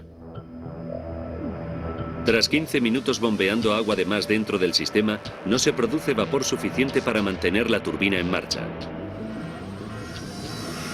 Faltan 5 minutos. Los operarios tienen que recuperar el equilibrio del reactor. Boris sabe que tiene que aumentar el flujo de vapor que llega a las turbinas. Para lograrlo, bombea más agua en el tambor de vapor. El tambor de vapor es una cámara central donde se mantienen bajo control los niveles de agua y de vapor. Al incrementarse el volumen de agua del tambor, la presión del vapor recupera su nivel normal. Pero Boris deja que entre demasiada agua fría en el tambor de vapor. El resultado es que el exceso de agua penetra en el núcleo del reactor y vuelve a disminuir la cantidad de vapor generada. Y ni siquiera han empezado aún el simulacro.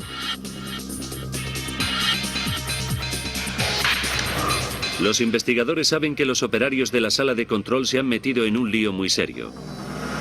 Solo les quedan 4 minutos. Lo único que puede hacer Leonid para incrementar el vapor que llega a las turbinas es reducir el número de varillas de control del núcleo. Las instrucciones operativas fijan el número mínimo de varillas de control en 26. Leonid decide que no tiene otra elección que apurar al máximo. Saca todas las varillas excepto 6. Sorprendentemente, en una situación tan crítica, el turno de noche continúa con el simulacro. Los técnicos que efectuaban el simulacro fueron muy ingenuos al pensar que podrían seguir adelante con las pruebas con solo 6 varillas de control dentro del reactor. Con tan pocas varillas de control, lo único que podía impedir que se recalentara el reactor era el agua que rodeaba su núcleo. Hasta la más mínima disminución del nivel de agua puede resultar crítica. Y el destino quiere que cuando más lo necesitaban se interrumpa la comunicación entre Leonid y Boris. Faltan menos de 3 minutos para la explosión. Boris por fin se da cuenta de que ha dejado entrar demasiada agua en el tambor de vapor. Inmediatamente corta el flujo de agua, lo que también afecta al agua que fluye sobre el núcleo recalentado del reactor. Boris no presta atención al hecho de que Leonid haya retirado todas las varillas de control excepto 6. No tenía ni idea. No sabía que había menos varillas de las necesarias. Falta 1 minuto y medio para la explosión. Sin suficientes varillas de control para mantener la temperatura en orden, el núcleo del reactor se está recalentando gravemente. El turno de noche no es consciente de que la central nuclear se les ha escapado de las manos. Expuesto a temperaturas extremas, el reactor número 4 de Chernobyl está a punto de estallar. Lo peor que puede pasar en una central nuclear es que se produzca un recalentamiento crítico del núcleo. Pero los investigadores siguen sin entender por qué el núcleo recalentado desencadenó la explosión final.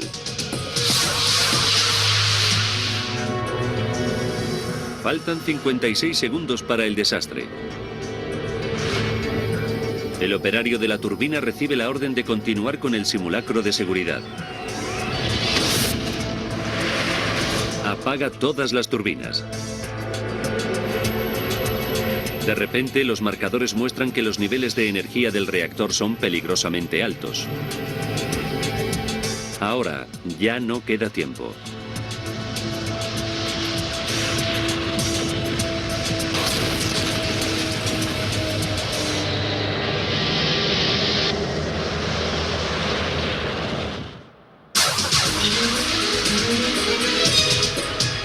Un simulacro de seguridad en Chernobyl termina provocando una catástrofe. El reactor nuclear va a explotar dentro de 13 segundos. Los hombres de la sala de control no pueden hacer nada al respecto. Las barras de uranio se parten a causa del intenso calor. La explosión genera una enorme onda expansiva contra la tapa de 2000 toneladas del reactor. 8 toneladas de residuos altamente radiactivos explotan en el cielo. No podía ni imaginarme que algo así pudiera pasar. Nos cogía a todos por sorpresa. Nunca había pasado nada igual.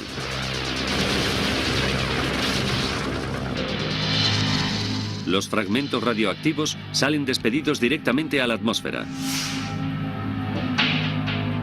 Los investigadores calculan que salieron disparados a 1 kilómetro de distancia. Algunos de los residuos radioactivos son tan ligeros que los puede trasladar el viento y diseminarlos a miles de kilómetros. En 10 días, alcanzan Japón y el norte de América. Los átomos radiactivos son muy inestables y quieren estabilizarse. Lo hacen emitiendo radiaciones. Si la dosis de radiación es lo bastante grande, puede llegar a dañar los tejidos humanos e incluso resultar letal. Aunque ahora los investigadores ya saben lo que causó la explosión, están horrorizados ante la perspectiva de una catástrofe mucho mayor. La radioactividad no se extiende solamente por el aire. Los científicos temen que el núcleo del reactor se funda en la masa de agua sobre la que está construido. Una vez que el material radiactivo entra en contacto con aguas subterráneas, puede extenderse muy deprisa y llegar a miles y miles de hogares en forma de agua potable. Los habitantes de Kiev, a solo 104 kilómetros de distancia, no tienen ni idea de que sus vidas corren peligro. Pero para los hombres a cargo del control del desastre representa una gran preocupación. Tienen que averiguar si se ha fundido el núcleo. La tarea le es asignada a Veniamin Prianisnikov. Tiene que arrastrarse por un túnel de 80 centímetros de ancho para inspeccionar los daños del núcleo. ¿Por qué acepté desempeñar esa labor? ¿A qué se refiere con aceptar? Yo no acepté. En aquellos tiempos a nadie le pedían su consentimiento. Veniamin sabe muy bien que está arriesgando su vida. Con mucho cuidado se mete en el habitáculo que hay bajo el núcleo. De repente le cae algo en la cabeza. Si me hubiera caído encima fluido radiactivo, estaría muerto. Ahora sería hombre muerto. Sus compañeros le lanzan un contador Geiger. Los niveles de radiación son seguros. Lo que le ha caído en la cabeza no es un residuo nuclear, sino un escombro no contaminado. Cuando me di cuenta de que seguía vivo, me alegré tanto que es difícil de creer. Estaba entusiasmado. Si hubiera sido material radiactivo, no habría tenido ninguna posibilidad de salir con vida. Se me habrían podrido los huesos. Veniamin confirma que de momento el núcleo del reactor no se ha fundido. Pero las autoridades temen que acabe haciéndolo. Tienen que actuar deprisa. Rápidamente deciden colocar una enorme losa de hormigón bajo el reactor. Pero para colocar la losa tienen que construir un túnel de acceso. Es una tarea faraónica. 400 mineros excavan día y noche. En 15 días consiguen completar un túnel de 168 metros de largo. Y se consigue colocar la losa de hormigón en su sitio. Sin embargo, encima de la losa, dentro de los restos del reactor, todavía quedan 200 toneladas de fluido radioactivo. La radiación que emite podría causar daños muy graves durante muchos años. Las autoridades deciden que la mejor forma de impedirlo es construir un enorme sarcófago de hormigón alrededor del reactor. Pero no se puede hacer nada, porque los escombros radioactivos de la explosión continúan emitiendo dosis de radiación letales en el aire. Primero, hay que retirar los escombros. Es una labor asignada al ejército. Se reclutan miles de liquidadores por toda la Unión Soviética. Se les coloca a las órdenes del general Tarakanov. El Politburó me convocó a una reunión y me dijeron: Nikolai, hemos decidido que como eres el general más valiente y con mayor talento, te vamos a encargar de la operación de retirada de material radioactivo por parte del ejército. Yo les dije que estaban locos, que los soldados no eran robots. Se ordenó a los soldados que enterraran los escombros radioactivos dentro del núcleo destruido. Encontrarán algunos bloques que pesan entre 40 y 50 kilos cada uno. Lleven esos bloques al pozo y arrójenlos dentro. Lo están haciendo correctamente, ¿ves?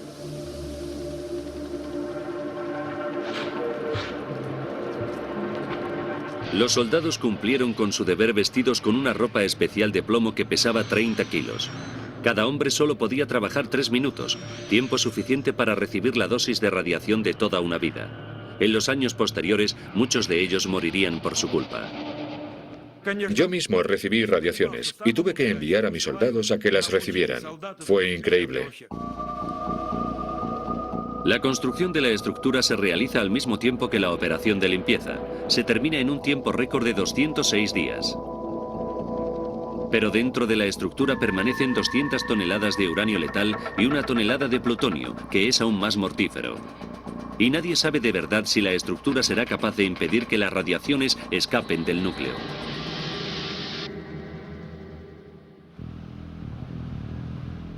Por primera vez desde la explosión nuclear, el operativo de la bomba, Boris Stolyarchuk, vuelve a la sala de control de Chernobyl.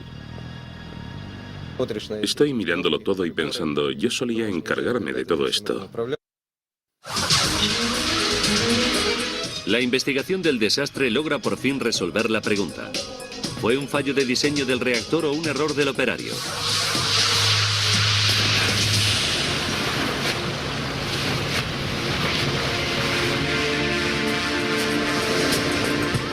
Se descubre que la cadena crítica de sucesos se desencadenó por los actos de los trabajadores del turno de noche, a quienes sus supervisores habían ordenado realizar un simulacro de seguridad. Leonid retiró demasiadas varillas de control del reactor. Después, Boris redujo la cantidad de agua refrigerante que lo rodeaba. Sus decisiones desestabilizaron el reactor. Sin embargo, ellos no se dieron cuenta. Y cuando finalmente intentaron rectificar esos errores, era demasiado tarde. La chispa que produciría la enorme explosión ya se había originado.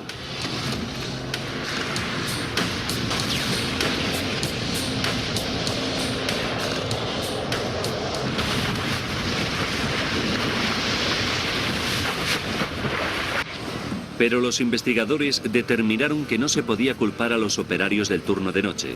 A Boris y Leonid les obligaron a llevar a cabo el simulacro de seguridad. La conclusión final, el desastre estuvo causado por una gestión ejecutiva ineficiente. Se condenó a 10 años de cárcel a 3 ingenieros superiores. Aunque quedó exonerado de toda culpa, Boris todavía se siente obligado a defender la actuación del turno de noche.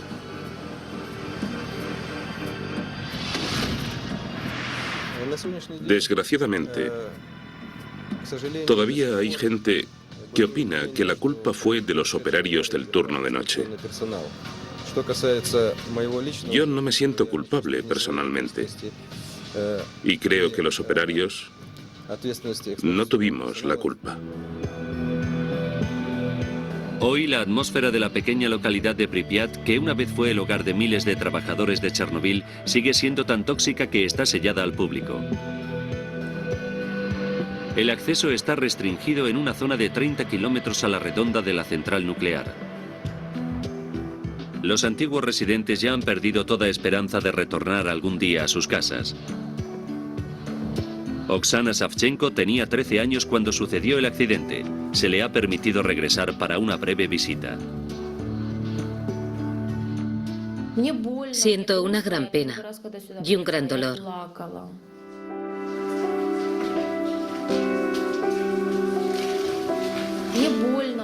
Cuando llegué me eché a llorar. Fue muy duro para mí. Tengo demasiados recuerdos.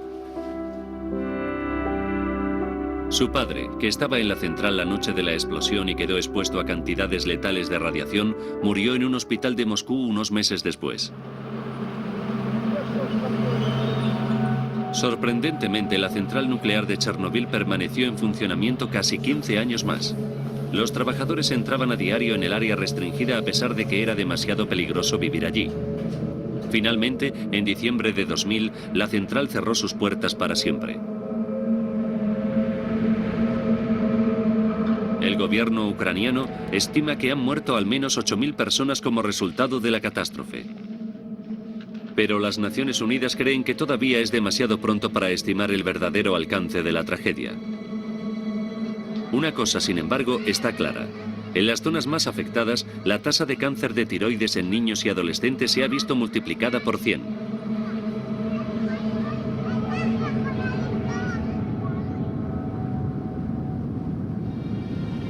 El desastre obligó a la Unión Soviética a modificar todos los reactores de diseño similar para asegurarse de que la tragedia no se repetiría.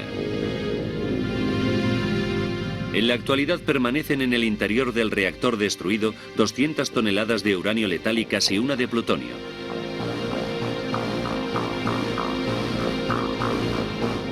En 1997, un grupo de 28 países, incluido Estados Unidos, acordó financiar un plan a 10 años para encontrar una solución a largo plazo a Chernobyl. Costará la enorme suma de 615 millones de euros. Se construirá un arco de acero de 20.000 toneladas que encerrará por completo el reactor 4 de Chernobyl. Una parte fundamental del nuevo proyecto.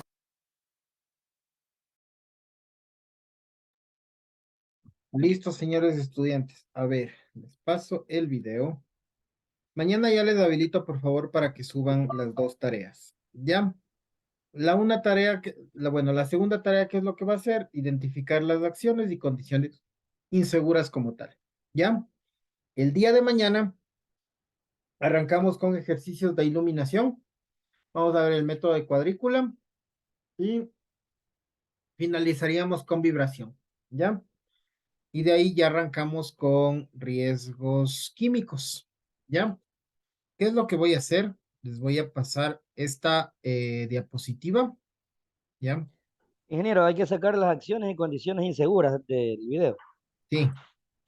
Sí, ¿qué tipo de acciones y condiciones inseguras vivimos en el video? ¿No?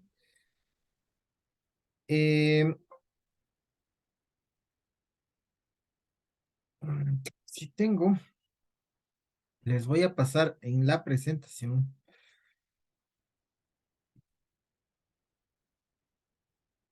Les voy a presentar esta, bueno, les voy a... Sí tengo. Bueno, les voy a pasar ahorita las diapositivas porque el miércoles 22, vamos a tener una pequeña, bueno, el examen 1, ¿ya? Que es de las diapositivas que les acabé de enviar, ¿ya? El miércoles 22, ¿ya? Vamos a tener una clase y obviamente a las 8:30 vamos a tener el examen, ¿ya? De riesgos físicos, ¿ya? ¿De acuerdo? Bueno, ingeniero. Listo, ingeniero. Igual ya les pasé, o sea, ya les pasé las Copiado, diapositivas. capitán. Perfecto, entonces nos vemos. Que tengan una excelente noche a todos. Nos vemos mañana. Muchas gracias, ingeniero. Profe. Había algo de la tarea 1, creo, que había que subir. Sí, mañana ya ahorita, Gracias, verán, ingeniero. ahorita me quedo habilitándoles de una vez para que tengan chance de subir hasta mañana. Listo, capitán. Ya, gracias, profe.